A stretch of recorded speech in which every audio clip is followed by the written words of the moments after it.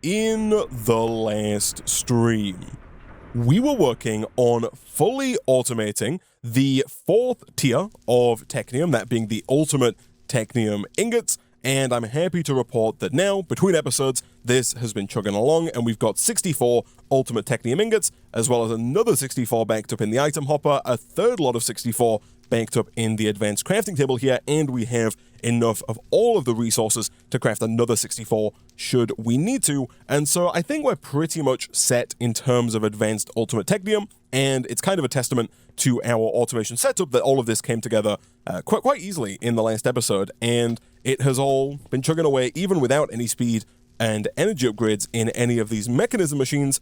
So the plan now, though, for today's episode is to kind of pick up on what we started in the last episode, and that is power. We began working our way through, and I think actually completed the power questline here, but the very final quest in the power questline was to make the starter reactor, which we did, but as I mentioned in the last episode, the starter reactor only produces a pitiful 250 redstone flux per tick, which is less than a fully upgraded lapidary dynamo, and given that we do already have 49,000 lapis in our system, we're going to need a more compelling reactor if we're going to move away from our lapis power setup. And so that's where the higher tiers of reactors come into play. You start out with the starter, but then you can move to basic, to hardened, to blazing, neotic, spirited, and then nitro. And my hope is that by the end of today's stream, we will have a working spirited reactor, and we will have 100,000 redstone flux per tick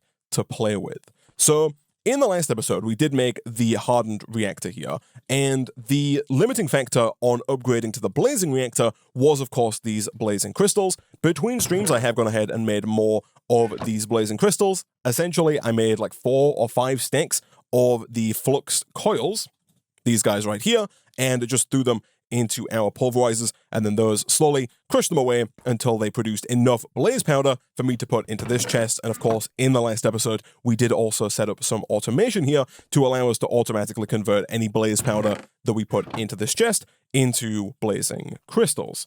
I also did do the same thing with the neotic crystals here. These were a fair bit easier. All I had to do was put in a few stacks of diamond into this chest, and again, those were slowly but surely transformed into a few stacks of neotic crystals, and I think with that, we should have what it takes to, I think, fairly easily upgrade here from the hardened reactor to the blazing reactor. For that, we do have to craft quite a few of these blazing capacitors, more than 20, which means we are going to need more of these large capacitors. Again, I'm just going to make a few stacks of these so we don't have to keep manually crafting them over and over again. I think all of the future reactors do require these large capacitors, so I'll craft a few stacks of those as well. From there, we can craft up the remaining blazing capacitors, like so. 40 is more than enough, we only need 36, and then we can do something like this, and if we put this in as well, we should be able to get the 36 blazing reactors. Nice, and then upgrading it is again a similar situation here. It's a bit more expensive because unlike with the blazing capacitor, where 4 crystals gets you 2 capacitors, with neotic and with spirited, you only get 1 capacitor for 4 crystals, and so you do need twice as many crystals to make that happen, which is why I had so many more neotic crystals than I did blazing crystals. But either way, the end goal is still the same. We still only needed 36 of these neotic capacitors, and so once again, if we do this, we should have almost everything to make this work. The only thing we're missing is a little bit more uraninite, which again, we can get very quickly using this setup here, and because we overclocked this laser node, this is all coming in nice and fast. And boom, boom, we got 36 neotic reactors. And my plan for today to start with is going to be to set up the neotic reactor, because that is going to allow us to generate 25,000 redstone flux per tick. Once we have that power being generated, we can then use that power with some more energizing rods to hopefully very quickly make all of the spirited crystals required, because we need quite a lot of spirited crystals. I think 144 is the number we need, which means we do need 144 million FE. We could just put a few stacks of emerald into this chest, and it would slowly but surely get the job done, but it's going to be much faster and I think just much better if we set up the neotic reactor first, especially because the reactor is pretty easy to replace. So I'm going to build it over here. The reactor is a 3x3x4 multi-block structure, and so all you want to do is place down the one block in the center of where you want the reactor to be, and then the game will take all of the other 35 blocks away from you, and it will automatically place down the 3x3x4 reactor. So in here, this is the interface that we have available to us. On the left-hand side, it's going to show us how much power is being generated and how much power is being stored inside of the reactor. This can store up to 25 million redstone flux inside of it. Over on the right-hand side, there is a slot for fluid, and then in the middle is where we put our uraninite, which we are going to have to automate, and then there are also slots for redstone, which is down here, carbon, which is just coal, and then optionally a solid coolant like ice. And so essentially here, if we were to grab a little bit of uraninite, and if we were to also grab a little bit of redstone and coal, I think we should be able to get this online. We don't have any coal. That is not great. Let me quickly check and make sure that is indeed the case. It is. Interesting. So we did have a slight problem here. You'll see that we're backing up quite a lot in terms of our storage situation. The reason for that is that I didn't put any void upgrades onto our drawers at the end here, so things like diamonds and emeralds previously didn't have any void upgrades on them. They do now have those void upgrades, and so they are getting deleted, but before, they were just clogging up the system like this, which is obviously not ideal, and when they start to clog up the system like this, it then kind of prevents other things from being made as well, and kind of clogs up the whole system over here, because then the import chests get full, these guys right here, and then the pulverizers get full, the induction smelters get full, and everything kind of grinds to a halt. So that could be the reason we're not getting any coal, but it also could just be the case that we're just using the coal way faster than we're making it, which is entirely possible, especially given that right now we're actually not producing the coal that fast. We're producing it at the standard speed. We're producing it one coal ore every 220 ticks, so once every 11 seconds, which is not ideal. Real quick, if we get at least 4 signalum blocks, we should be able to upgrade our coal to be one of the faster resources that we're producing. But then on top of that, we could also do with potentially, at least temporarily, kind of pushing coal to the front of the pack by doing something like this. There have also been a few changes. We have updated the pack to the newest version. One of the big changes is that osmium can no longer be processed using thermal expansion machines. So we can no longer process osmium using either the pulverizer or the induction smelter. If we want to process our osmium, we can either use the jumbo smelter, which is wildly less efficient, 8 osmium ore equaling 1 osmium ingot, or we can use some of the Mekanism machines, like, for example, the enrichment chamber here to turn 1 osmium ore into 2 osmium dust, and then from there you can use the induction smelter, or a redstone furnace, or an energized smelter to smelt that osmium dust into an osmium ingot. And so, for now, I kind of don't think it's going to matter to us too much. For now, I might just go and turn the osmium miner off, which I think is this one over here. It is indeed. I think what I might do is I might just rotate this like that to prevent any of the osmium being extracted. I don't foresee us really needing more than 50,000 osmium. If we do, though, we could always just get a crusher, put it down somewhere around here, add it to the network, and we could even just put it potentially just behind this laser node here and just send the osmium to that and then to an induction smelter, kind of like what we're doing with iron, and it would just work. But again, I don't think it's going to be strictly necessary, and for now, the lesser throughput seems to be a better option because we are kind of backlogged at the moment. So let's do 1, 2, and then over here, these do take a little bit of time to break, but once we got rid of it, we can drop down the signalum block, like so, and we don't necessarily need to, but I feel like while I'm here, I might as well also upgrade the copper ore to the signalum block as well, just to make it that little bit faster. And so now the coal should be coming in a good 4 times faster than it was, even 5 times faster than it was previously. Again, whether or not that's going to be enough is to be seen. Temporarily, I'm pretty sure we can put maybe some coal coke into here, into the carbon slot. We totally can. Nice. We can also put in the redstone, and then I believe that both the solid and liquid coolant might be optional. They are.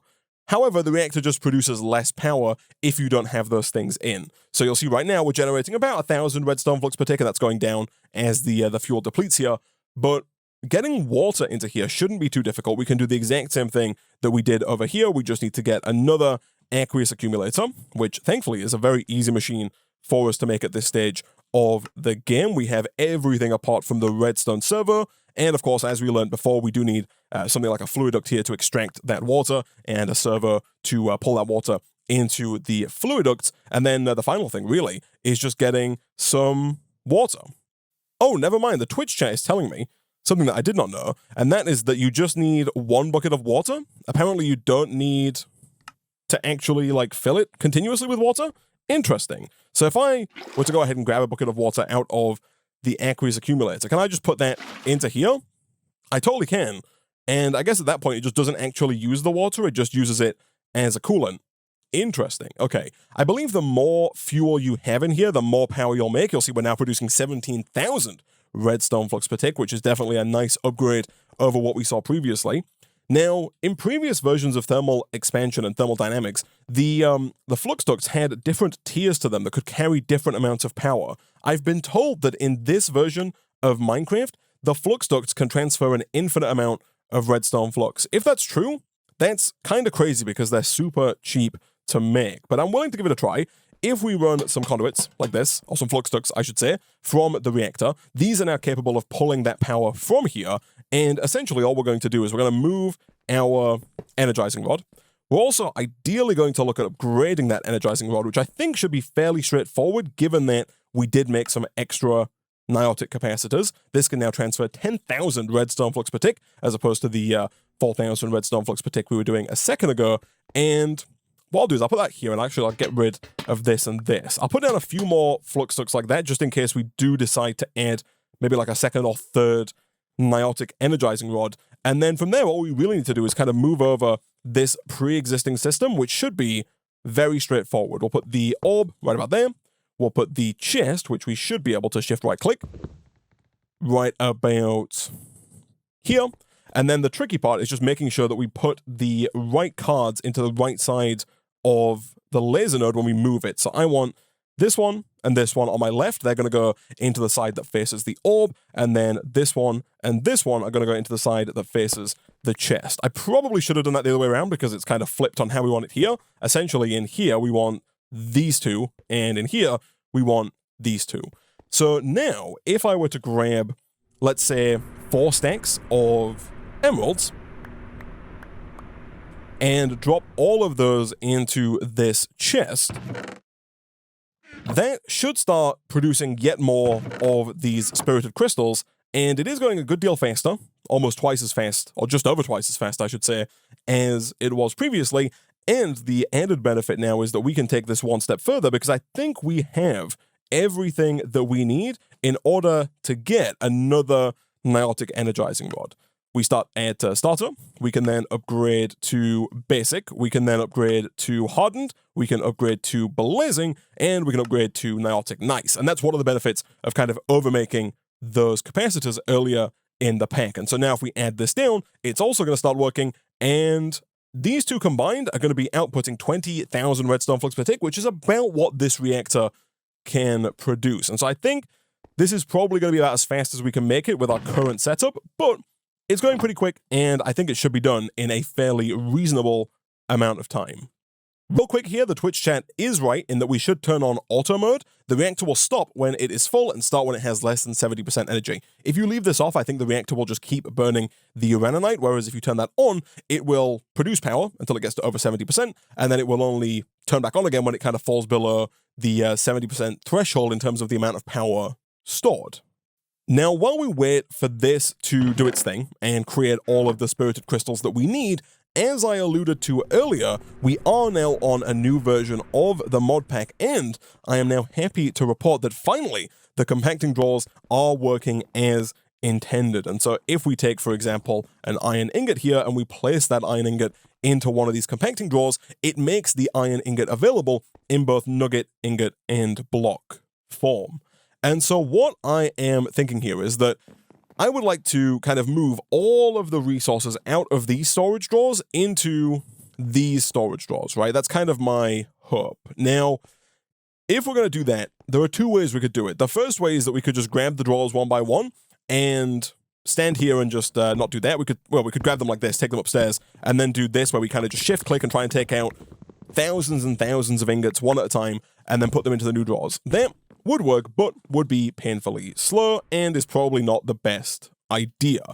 The alternative solution, which I think is probably our better solution, is going to be to kind of move up one of each item. So right now we've moved up, I think, iron and silver. But if I take, nickel, aluminum, copper, etc., if I just move up kind of one ingot at a time like this, where we do nickel, aluminum, let me just check that is silver, it is indeed, and then copper, we can kind of fill these drawers in, including these ones over here. These ones are going to be for things that don't require a compacting drawer, stuff like apatite here. We probably could put it in a compacting drawer because there is a block of apatite, but I don't think the block of apatite is used for anything at all, so we don't really need to put the apatite into a compacting drawer, and so instead, we're going to put it just in one of these drawers. And again, the same idea holds true here. We're going to move kind of one of each item up and over. From there, what we should be able to do, if we were to grab a few more tech books out of the system, we could make another compacting drawer. At this point, we could actually, and by compacting drawer, I do mean drawer controller. We could at this point actually craft the drawer controller, but I do still think it's going to be easier to just craft it, and we've got so much technium that crafting more tech books is not a problem. My thought here, even though it's going to be a bit janky, is that we can probably do something where we maybe put a hole in the floor, let's say right about here, and then I'm going to put our new drawer controller again temporarily right here, and then I'm going to use some trim to somewhat awkwardly connect all of these up. Again, this is very temporary trim that is not going to stay here. This is just to fill up our system, and then on the lower level, what we can do is we can kind of get rid of this. We can move this drawer controller. Also, for now, we can probably turn these off. I'm going to set that to requires redstone and requires redstone. That's going to stop it from importing into the system. And then along that same line, I'm going to temporarily just kind of turn off all of these miners so that we don't end up with another backlog situation. And I probably won't turn these miners back on until we've kind of fixed the current backlog that we have in our chest. But once we have all of these turned off, my plan is to move... Oops. There we go. My plan is to move the pre-existing drawer controller up to kind of near the current drawer controller. And then we can probably use Laser IO to very easily move all of our stuff. So essentially, we're going to break this. We're going to grab another node. And I do realize now that I'm trying to do this after I've disconnected my system, which is probably going to make it needlessly difficult. That's fine. We can grab some iron manually here. We can do this for the laser connector, and then we can do this for the laser node. And essentially, I'm going to put a laser node here. I'm going to put the drawer controller here, and we can put down a piece of trim here. And so now we can use this laser node to very quickly move items between this drawer controller and this drawer controller. For example, if we were to grab some item cards, here we're going to need at least two of them, 1 and 2. One of these is going to be for extracting, and one of these for inserting. Now, in this scenario, I very much so do want to get some card overclockers to make sure that we can make these as fast as possible. Again, we do need more of our currently locked resources, like gold here. Let's do this, and let's make 5 of those, sure. I actually think 8 might be the max. Do we have more logic chips? I don't think we do. We could probably make more. The reason we probably want more is that in here, we're going to have the bottom set to extract, and we're going to have the top, which is up, set to insert. On the extract card, we're going to put in the overclockers, and we're going to say extract a full stack every tick. Never mind, 4 is the max you can put in. And so now, if we go and look upstairs, we should see drawers like this getting filled up, hopefully, somewhat quickly with resources. There we go, look at that. The iron is moving in nice and fast, and by doing it this way, we can move a lot of the items very quickly without having to do it manually. And so, yeah, the plan really is to go and, like I said, grab at least 1 of each ingot, or at least 1 of each resource that we're going to put in compacting drawers, because again, stuff like coal, lapis, diamonds, and emeralds are also going to go into their own compacting drawer.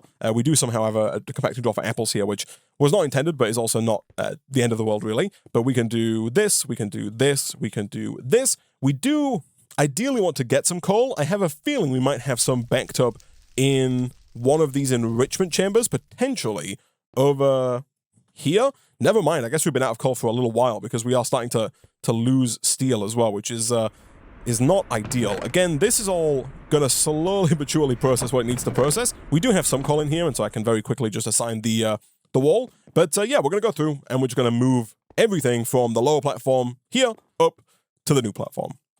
And quite a bit of storage drawer relocating later, and we now have fully gotten rid of kind of everything from this bottom platform here.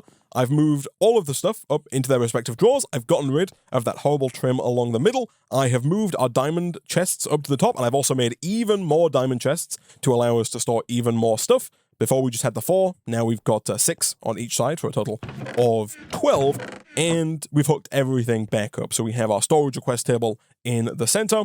Under that, we have our network route that then connects up to the drawer controller via this filtered link cable, and then we're using this framed trim that is textured to look like the smooth stone, and that runs up to all of the different drawers. Again, the reason I didn't put this in the floor is because it doesn't have like a connected texture, and so I thought it would have looked less good in the floor here, so we're running it under the platform, but that connects all of the drawers to this controller. The controller is connected to the network route. Of course, we have all of our link cables connecting all of our diamond chests, again, to our simple storage network, and we've adjusted all of the priorities on all of the different chests here as well to make sure that everything tries to go into a storage drawer first, if it can, and then if it can't, it will go into these chests. I've also put void upgrades on every single storage drawer that we have, and so we shouldn't see any overflow into these chests here. And between episodes, I'll probably look at other stuff that we can add to some of these drawers, because we have, you know, stuff like blaze powder that we could probably just throw in like this. We've got a lot of drawer space now, and we could definitely free up some space by moving some stuff over into their own respective drawers. Over here, this is now done. I did make some changes because although I was told that the flux ducts could transfer an infinite amount of power, it seems that they either don't or they don't work well with the energizing rods, because we were running into an issue where the energizing rods just weren't transferring that much power. If I grab some emeralds here, and if I quickly set this back to sort by amount, we can throw these in, and right now they're going to go very quickly. If I do this, they get moved over, and it doesn't take long for the full 1 million to get pumped in. Whereas before, when we had it hooked up with the flux ducts, the blue lines here were kind of flickering, indicating that these weren't getting all of the power that they could possibly get. And we were also backing up on power in here, like we weren't using all the power that we had stored. And so what I've done is I've just made another flux plug, put that down, made a new network called the power of reaction, and I put down 2 more flux points to connect this flux plug to these energizing rods. And now they're working much faster, to the point where we do have many spirited crystals here. And so now it should just be a case of us kind of tearing down this reactor, because we want to upgrade the whole thing to spirited to quadruple the amount of redstone flux that we can produce. To make that happen, we are going to have to make 36 spirited capacitors. For this, we actually need dielectric paste, which is completely fine. We've got that being made for us. How many of these can we make? 52 is more than enough. And so if we do one of these and one of these with, oh, of course, the uraninite in the middle, boom, we get 36 spirited reactors. And just like before, we can go ahead and drop this down in the exact same place, so right about there, and that's going to build the higher tier reactor. And from there, all we need to do is we need to just automatically export the different things that we want. For example, redstone, coal, which we are getting again slowly but surely. Right now, all of our miners are off apart from coal. I turned coal back on because we were very low on it. But over here, of course, we're going to put the redstone back in. We're going to put the coal back in. We're going to put the uraninite back in. We're going to get our bucket of water from our aqueous accumulator again and put that back in. And at that point, we probably want to get link cable to allow us to export the redstone, the coal, and the uraninite. The uraninite's going to be a little trickier to export, and we probably don't really want to export it to begin with. The better solution is probably going to be to export uranium to this chest, and we can probably replace this chest with a drawer. And then we're going to pull the uranium from here into here, of course, turn it into uraninite, pull that back into here, and then use that uraninite on the reactor. So let me quickly grab some export cable. We could also do with putting another storage request table over on the new platform, just so we don't have to fly about quite as much going forward. So essentially here, you can pump items into any of the 4 sides on these slots. It's also where you pull the power from as well. You can pull the power from any of those sides. Right here, we are going to have this exporting coal, redstone, and uraninite. Again, you can put ice in here, but I don't think it's strictly necessary. We'll then put a hole in the floor there, I'm going to replace this chest, and I'm going to replace it with a 2x1 storage door. Thankfully, we do still have one lying around, and we do also have maybe some of the white smooth stone. We do, nice, along with, of course, the standard dark oak logs here. And again, my plan is to put this down here. And the thought process is that we're going to have both uranium and uraninite inside of this drawer. Now, we could run into some slight issues here. I actually don't know how well this is going to work, but I'm going to do something like this. I'm going to lock it. The reason I'm thinking we could run into issues is that I want to both export and import from this this drawer. Essentially, we're going to have an export cable down here that's going to export the uranium, and then I want to have a filtered link cable on the bottom so that we can then also export the uraninite that we get as well. And I'm not entirely certain how well that's going to work, but there is only one way for us to find out, and that is by throwing down the filtered link cable, telling that, of course, to export the uranium ingots. Let me grab one of those, and then connecting everything up to our pre-existing simple storage network. So let's do this, let's do this, let's do this, and then let's go run that to everything else. All right, this does work. We have uranium being sent in via this export cable, and then we have the filtered link cable here. And so the idea, which is working, is uranium gets exported, gets turned into uraninite with the energizing orb, that then gets sent back to here, and then that uraninite is then available via the filtered link cable and is being sent around via this export cable to the reactor. So the reactor should always be full on uraninite. I was a little bit worried that there'd be a slight kind of looping problem where we export some uranium and then the filtered link cable shows it as available, and so the exporter just decides to try and grab it from the drawer and like loop it. But for the most part, it seems to be working just fine. We could put some speed upgrades in to export the uranium faster, but I don't think we need it. We're producing the uraninite fast enough. And at this point, we can probably just swap this out back to our normal lappy power system.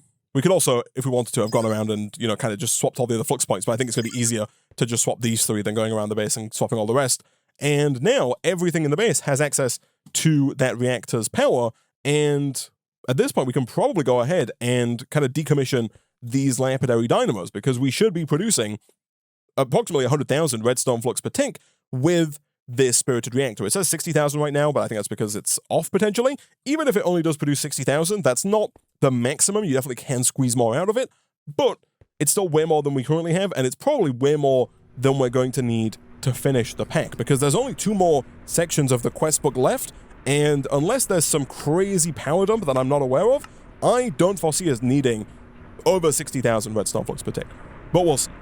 Now that that's taken care of, we can kind of start to look here at the netherite quest line. So this has actually changed, I think, since the last episode. I think there's been an update to the pack, and it has been tweaked. We also, I believe, do now have access to all of the tech book recipes by default. So right here, these are all just available. Ben did change the pack. Ben, the pack maker, by the way, did change the pack to allow all these to be just available. You don't have to unlock them anymore, which is nice, I guess. But anyway, back over here, compressed soul sand, compressed netherrack, and glowstone. So I see. It used to be that there was like a book we had to make to get the compressed netherrack. Now we just have to get the quintuple X cobblestone and craft it around ultimate technium. This is quite interesting, actually, because it gives us a reason to get the high tiers of cobblestone. Thankfully, I don't know if Ben was doing this for us or not, but thankfully we do actually have specifically quintuple compressed cobblestone down here. We got 2,000 of it inside of our drawer. We could actually upgrade that to the sextuple X cobblestone at some point in the not so distant future, because we do still need 9X compressed cobblestone before the end of the pack. But back over here, if we do something like this and like this, that's going to get us 1 compressed netherrack, which is 9 netherrack, right? I believe we're going to need to get 36 netherrack, and that 36 netherrack should give us everything that we need in order to set up a netherrack miner. The netherrack miner does require a tier 9 support frame, and so we are going to have to work through to the end of this quest line first before we can make that happen. But let me get one of these for the quest complete. There we go. And then as for the compressed soul sand, what's the recipe on this one? It's regular compressed sand, which we don't have, but thankfully we can make. Thankfully it's not 5x compressed sand, along with, again, an ultimate technium ingot.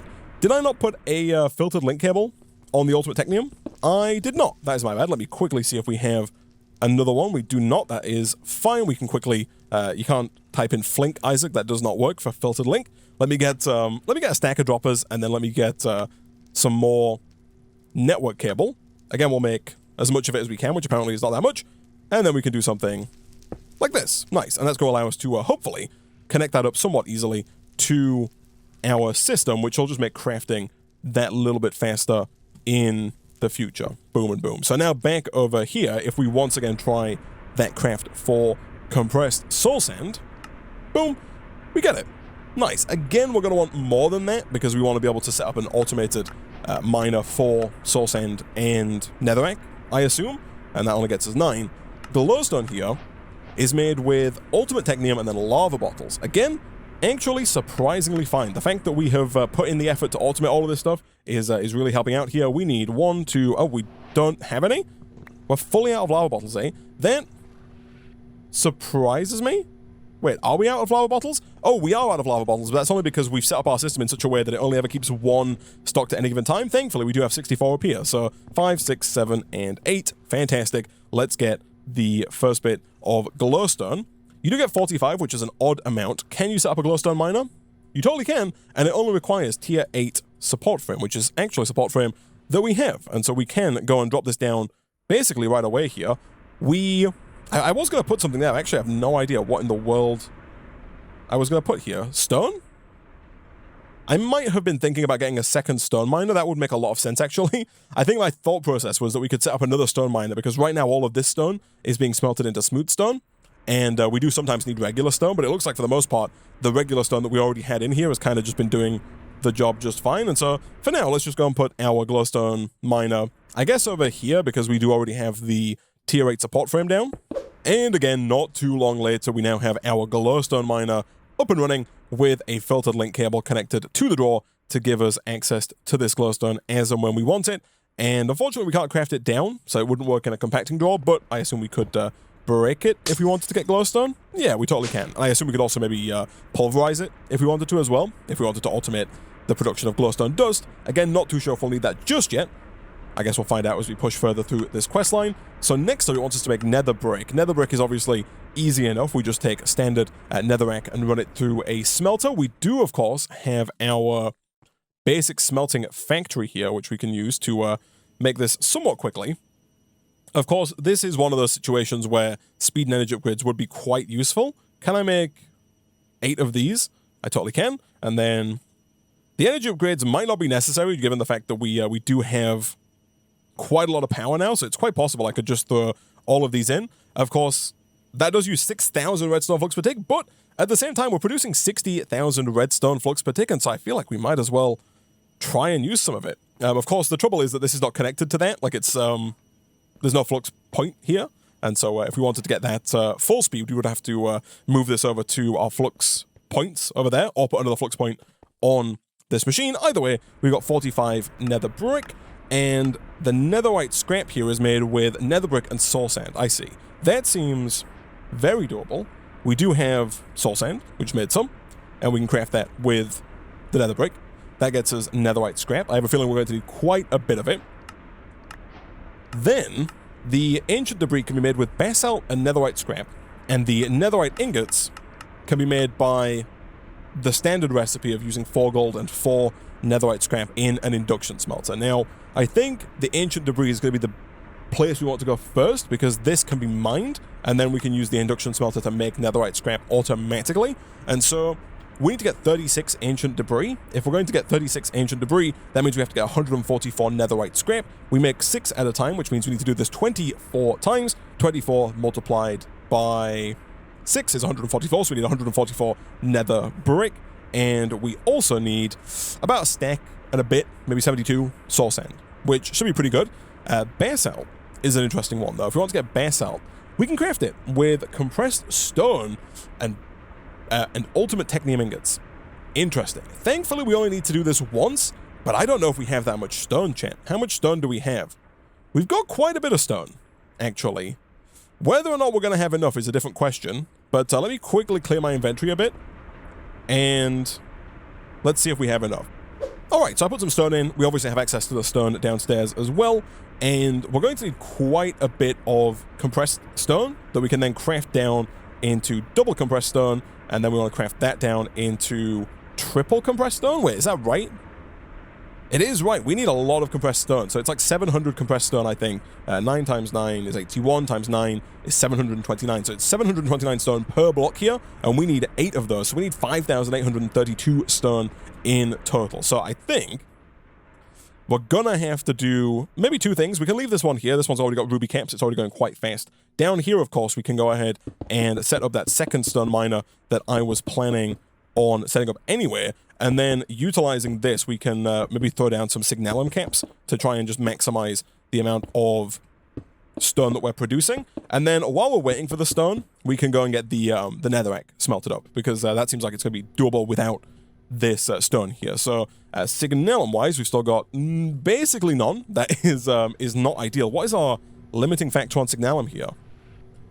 It could just be speed. We have been taking the ultimate technium quite regularly here, and it's also quite possible that, again, right at the start of the episode, we were backed up on ultimate technium, but that does mean that we've been kind of non-stop making elite technium between streams. So yeah, that could be part of the problem. Let me go and, in that case then, just get more ruby blocks to make this happen. We did put our rubies into compacting drawers, and so we now can just take them out in block form without having to do the crafts. And so let's go and drop this down here and here. The chat is asking if we can mine compressed stone. I was under the impression that you could only mine compressed cobblestone, and yeah, that appears to be the case. There's no mining recipe for like anything other than compressed cobblestone. Obviously, you can do the basic version of stone, but there's no compressed stone miner, unfortunately. So yeah, we'll wait for the stone to come in, slowly but surely. While we're waiting for the stone to come in, I am going to go ahead and craft up just a bunch more netherite, which we're going to have to do with this recipe right here. Thankfully, compressed stone is something we have substantially more of, and of course the whole idea is that we're going to ultimate netherite, but for the time being we can just do this, and thankfully we do have a lot of ultimate technium, and so crafting this down into a lot of compressed netherite is not going to be a big deal, and then of course smelting that is not going to be too bad either. As I mentioned a second ago, I think the plan here is going to be to move this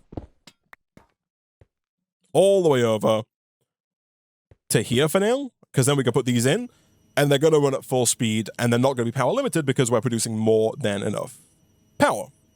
Chat has also pointed out a pretty good point here that's very straightforward, and that's that we can probably just start smelting cobblestone into stone, because we need about 3,500 more stone.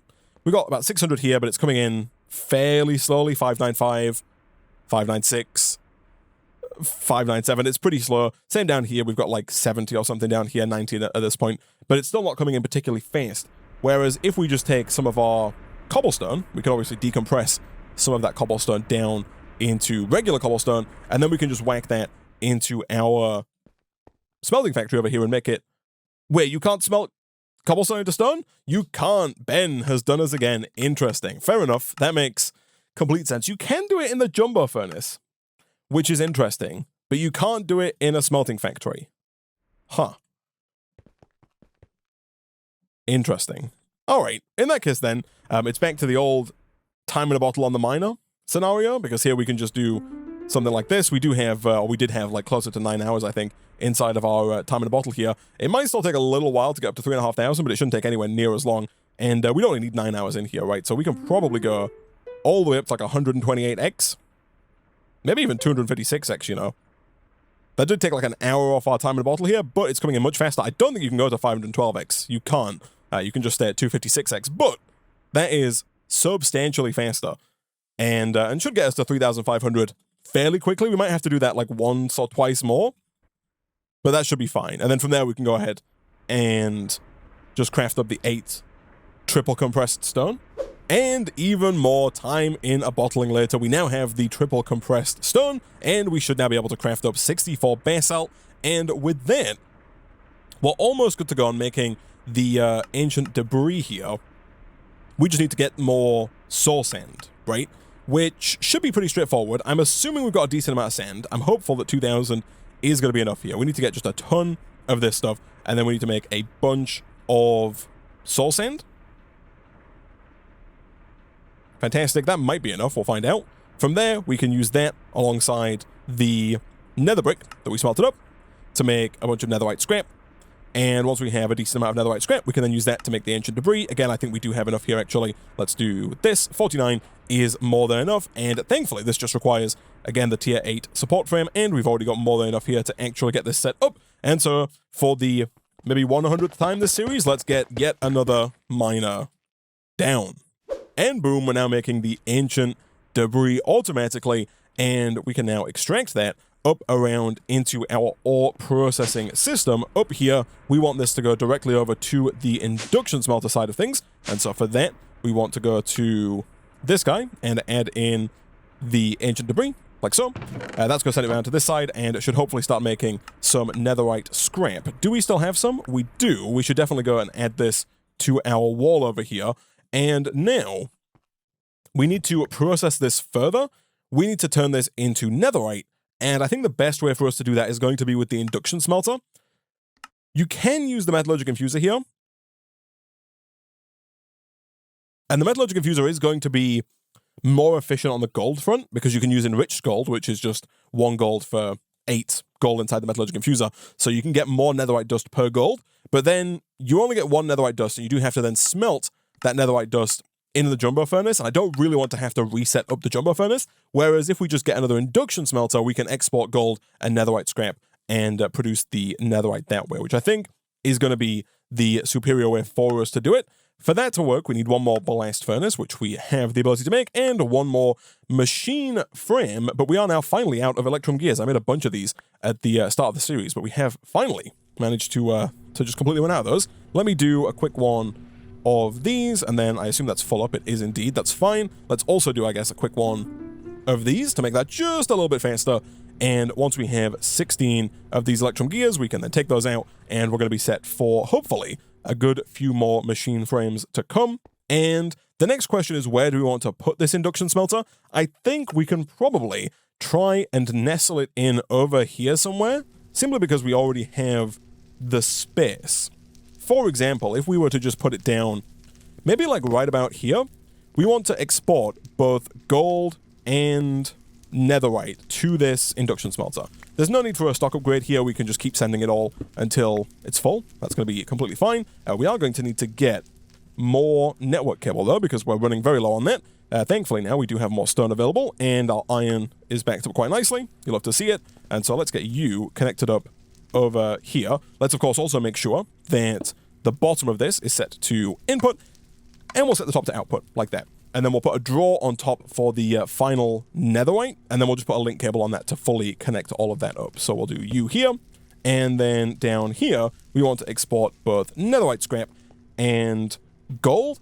I say we don't need a stock upgrade. However, that might be a lie. Can I? That could be a lie. The only reason it could be a lie is if it lets me put like more than 1 stack of gold in. I just checked. It doesn't let me put more than 1 stack of netherite scrap in, which is good. And hopefully, yes, it also doesn't let me put more than 1 stack of gold in either. So we're good. We don't need the stock upgrade, which is nice. And so you're going to be auto-ejecting up to the top. All we need now, I think, is power, right? And we do have flux ducts right here, so we can probably do something like that. Connect that up to our pre-existing line. That's going to start getting power. It's going to make netherite. And, of course, the final piece of the puzzle is to grab a link cable, throw it down, let's say right about... I mean, ideally on the back, like this.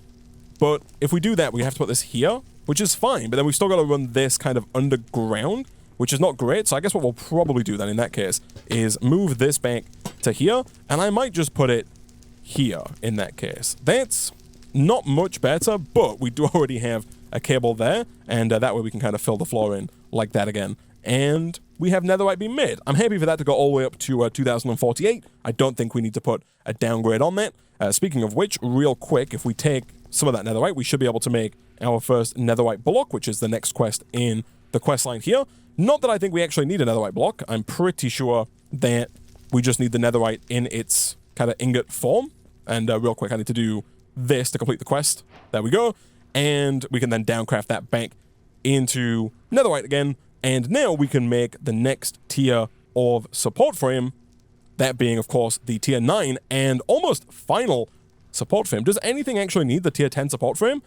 It does. Bedrock, 9x compressed cobblestone, Oh, and there's some Beyond Earth ores as well that we're going to have to do as well. Interesting. That's fine, though. Up here, we can do something like this. We need 36 of these, of course, as per usual. Fantastic. And with that, we should be good to go on setting up miners for netherrack and soul sand. But I don't know if we need to, is the thing. Unless there is a reason, like we'll have to look next time at some of the future recipes here. But unless there is another reason for needing like a large amount of netherrack and soul sand, right now I don't see a need for us to set up miners for these. But we'll see. Next time we'll come back, we'll start looking into extended crafting. We'll look at this essence quest line because this one is interesting, and I think it's going to make mob drops potentially easier for us to get as well. Extended crafting is going to unlock the ability to make singularities with the quantum compressor and also real big recipes with the crafting core. And then we're on our way to making the hellish technium, which requires blocks of netherite, which we are making. I guess what we should probably do actually then in that case is maybe get a compacting drawer for netherite. The compacting drawer is going to allow us, just like with all of our other ingots, to access our netherite in both block and ingot form. So if we do this with the dark oak, like this, and you like that, we can then move you out of the way, replace you with the compacting drawer, move all of these back in. Of course, we want to make sure that is locked. Fantastic. And then now in the future, when we set up the automation for the hellish technium, we can just export those blocks right away. We don't have to do any kind of intermediate crafting, which is fantastic.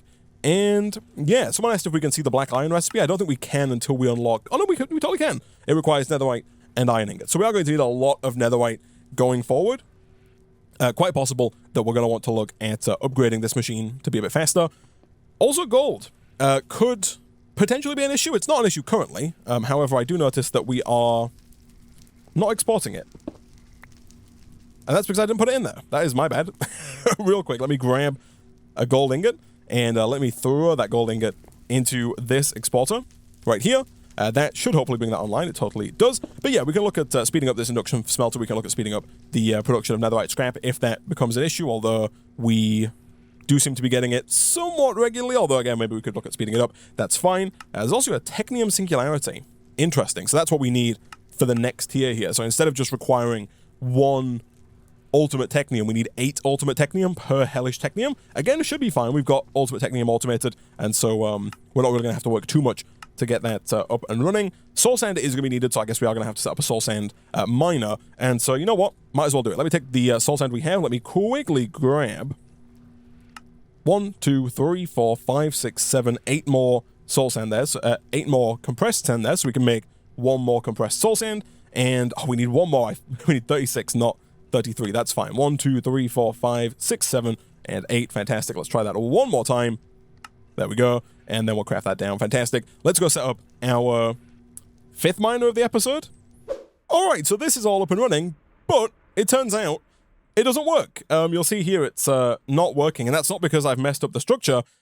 That's because I didn't check. There's actually no way to mine the soul sand. So going forward, we are going to have to produce all of our soul sand via this crafting recipe right here. We're going to have to use compressed sand and ultimate technium, which should be fine, because we have sand automated and we have ultimate technium automated, but we're going to have to automate the production of the compressed soul sand and then the decompression of that soul sand into regular soul sand that we can then use to craft the hellish technium. So that's going to have to be a little bit of extra automation that we do. But everything else here seems pretty doable, actually. Black iron, super easy, just netherite and iron. The refined glowstone is just glowstone and osmium. Again, we've got osmium already. We might have to get that crusher going to start processing osmium ore again, because right now it doesn't work in the induction smelters. We are going to have to pulverize glowstone, but that's fine. It's glowstone dust. That's not going to be a problem for us.